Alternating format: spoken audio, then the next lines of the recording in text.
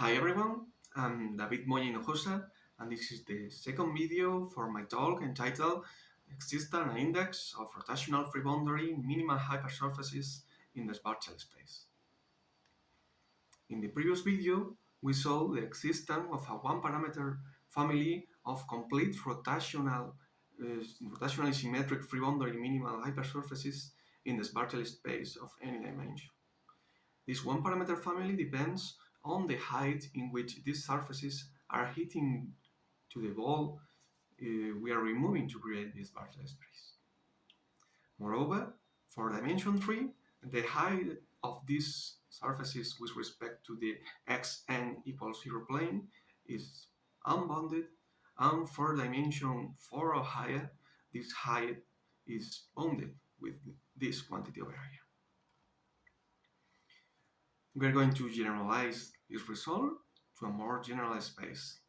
So we are going to take a conformal metric of this type with h a function which depends, as before, of the modulus of the point we are considering. And we are going to impose these two conditions. First, the derivative of this function is going to be negative, and this other condition which involves the growth of this function. And we are going to consider, as before, this space, which is Rn without a ball of radius r.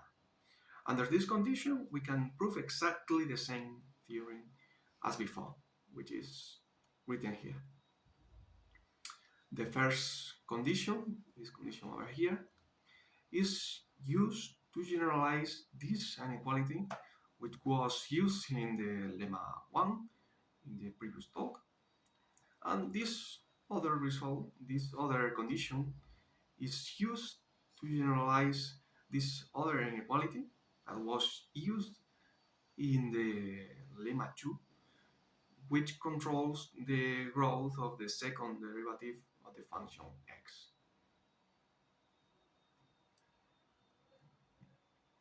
We can apply this generalization to these examples, to the k-spatial spaces.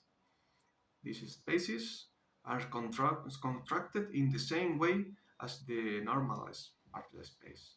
We are going to take n, any natural number, greater than 3, which is the dimension, and we are going to fix any k greater or equal than 1. And for each m, which is going to be the mass, we are going to consider the space of Rn, which is Rn without a ball of radius R0, which is now this quantity over here, and with the Riemannian metric, which is conformal to the Euclidean one and is given through this conformal factor. If you write k as 1, you recover the spatial space, the classical spatial space. So this is a more general example in which the conditions of the previous theorem are verified. Now let's talk a bit about the index of some of these surfaces. First, if we consider a quadratic form of this type for a hypersurface sigma, this quadratic form in which you are seeing here Laplacian, the Ricci curvature, and the second fundamental form, the norm. Well, we are going to define what is the index first for a intersection of our surface with a ball of radius r. So we are intersecting our surface with a ball of radius r, and here the Morse index is defined as the maximal dimension of a linear subspace of smooth functions vanishing on the intersection of sigma with a sphere of radius r, such that in this function, when apply this quadratic form to this function, the result is negative. And if we now want to give the definition for the index of the whole surfaces, we just have to take the limit with r going to infinity. This definition is equivalent to this other definition So we can define the Morse index of the sigma r, the intersection of sigma with a ball of the radius r, as the number of negative eigenvalues counting multiplicities of this permanent. Here, I clarify that this notation of S sub 0 is used to refer to S of R0, and S of R is the sphere of radius R.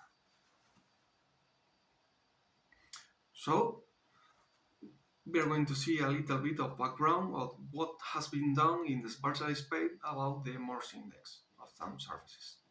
First, we have this result of Carlotto about the surface sigma sub 0, which is the flat plane without a ball center at the origin. Carlotto proves that the Morse index of this sigma 0 cannot be 0 in this paper. Later, Rafael Montezuma in 2021 proved that the Morse index of this surface is 1, exactly 1. We are going to take the ideas of Montezuma to prove that with some assumption, the Morse index of this surface sigma 0 inside of the K-Schwarzschild space is also 1. Another result about the Morse index in the Schwarzschild space was this one about due to Ezequiel Barbosa and Espinar, and they prove that these hypersurfaces, these cones constructed over a close orientable minimal hypersurface on a sphere, they constructed these cones, and they prove that the Morse index of this cone is either 0 or infinity, depending on the dimension n.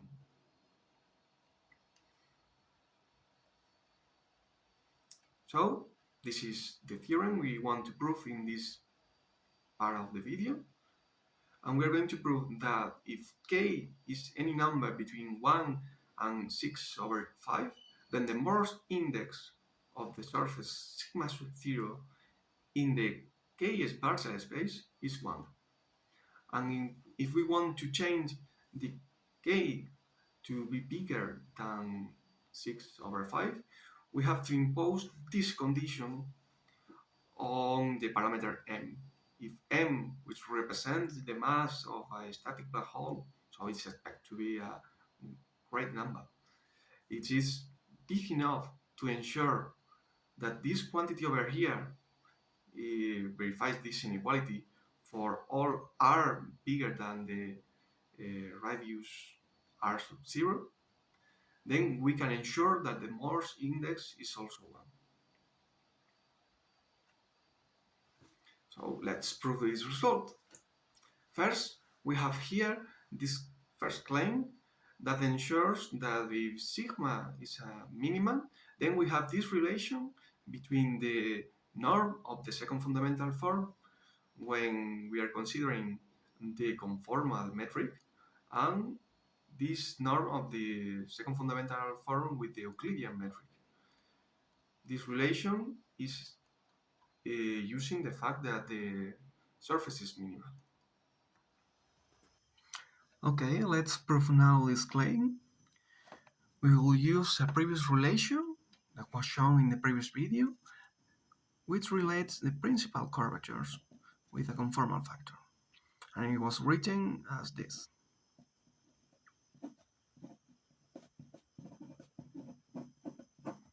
This one. If we add all these equations together, these two equations, we get that using that sigma is minimal, then 0 is equal E minus F mean curvature and 2 times the normal vector, which is raised to F. Okay, so we get that the mean curvature can be written as 2 times n. Okay, and now if we want to compute the square, the norm of this second fundamental form, we'll have to write first e to the power of minus 2f, and now we have to multiply by the sum of the squares of the principal curvatures, which with this relation over here can be written as k1 minus the half of the mean curvature square plus this again. And now we will do this computation. What we get is the sum of the squares of the principal curvatures, which is this, and also the rest of the term adds up to minus 1/2 of the square of the main curvature. That is the relation. Now we are going to use the Gauss equation in order to get this first relation between the scalar curvature, the richest curvature, the modulus of the second fundamental form, and the Gaussian curvature. All of these elements computed with the metric of the Schwarzschild space, the K Schwarzschild space of dimension 3, in which we are working on. This subindex G represents that we are doing the calculus with respect to the Schwarzschild metric. And when the subindex is not appearing, we are doing the computation with respect to the Euclidean metric. Now we are going to use the previous claim and the relation between the Gaussian curvature with the conformal parameters in order to write this last equality. And I quickly remind you that this was the conformal factor we are using to create the Schwarzschild space. With this in mind, then the operator we are using in order to compute our negative eigenvalues is written in this way, which has several advantages. The first one is that it is easy to compute because everything which appears here, almost everything, is computed with respect to the Euclidean metric, which is easier to compute. So in the next slices, I'm going to compute this scalar curvature and this Laplacian. For the scalar curvature, we are going to use this formula over here in order to compute the scalar curvature. And we get this expression over here where the letter R stands for the modulus of the point in which we are working on. So R is the modulus of X. And for the Laplacian, we are going to use this formula since this function f is radial. And we are getting this another expression. Using these two expressions, we are going to rewrite the solutions to the problem we are interested on as solution of this other problem, which this Q now is written as follows, using the previous equation for the scalar curvature and for the Laplacian of f. And this is the computation. Now, it is a standard result that every solution of this problem can be written in this way, where here phi sub 0 is constant and the rest of phi sub L are eigenfunctions of the Laplacian of the unit circle. So if we plug this expression for the solutions in the previous problem, we end up to a new problem for this equation, for these functions a sub L, where this operator L is written in this way. It's a second order operator. Now we are going to make a chain of variables in order to work with this new variable v sub L, which is related with a sub L through this expression. And this is the new problem for the functions B sub L, which this A lambda is written over here.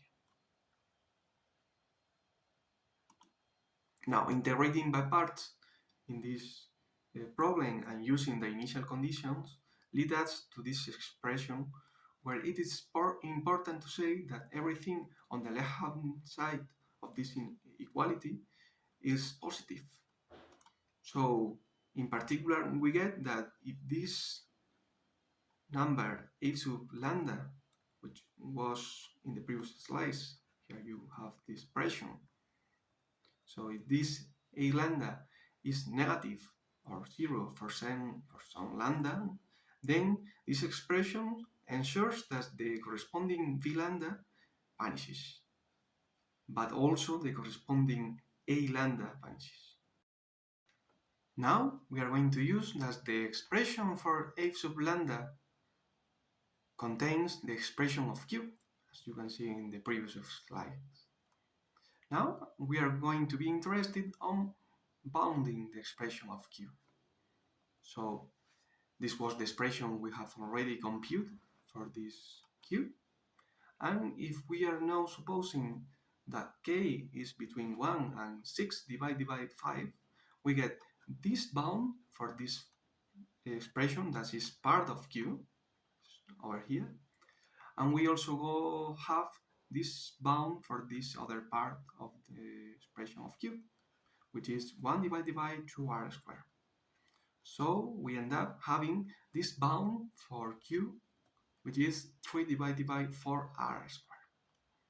The exactly same bound holds if we are now supposing that m is big enough to ensure that this quantity over here is less or equal than 3 divided by 16 for all r bigger than r sub 0, which was the relation we were supposing as a hypothesis.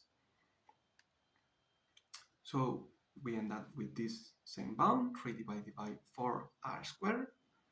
And if we go back to the definition of A sub lambda, and we use this bound for Q, we end up having a bound for A sub lambda. This bound is important because it's telling us that if we start with a negative eigenvalue lambda, then the corresponding capital A sub lambda is less or equal than 0. And we know, because we know this from integrating by parts, that the corresponding V lambda or the corresponding A sub L is vanished everywhere. This means that if we are starting with a negative eigenvalue, then the solutions of the problem R, the eigenvalue problem of the beginning, are radial functions of this type, A of R. And now we are going to use the two following facts. The first one is that the negative eigenvalues associated with this eigenvalue problem have multiplicity 1. And the second fact is that the only eigenfunction that does not change its sign is the one associated with the first eigenvalue. So if we plug everything together, we have that if we check that the solution of this problem R, which we already know that is they are radial function, if we check that they are positive inside sigma R, then the Morse index of sigma R is going to be at most 1. So it's going to be 0 or 1. To do this, we are going to use this first claim, is that the zeros of the function b sub L are isolated wherever b sub L is not identically 0. This counts for the fact that by uniqueness of solution, if v sub L of R is equal to 0, then its derivative cannot be 0. Now, if we suppose that v sub L is changing its sign, then we are able to reach a contradiction, which is going to tell us that the corresponding eigenfunction is not going to change its sign. This is a technical question that you can check in my paper, which is now available on arXiv. I'm not going to do it now, but with this in mind, what we have is that the index of the surfaces is going to be either 0 or 1.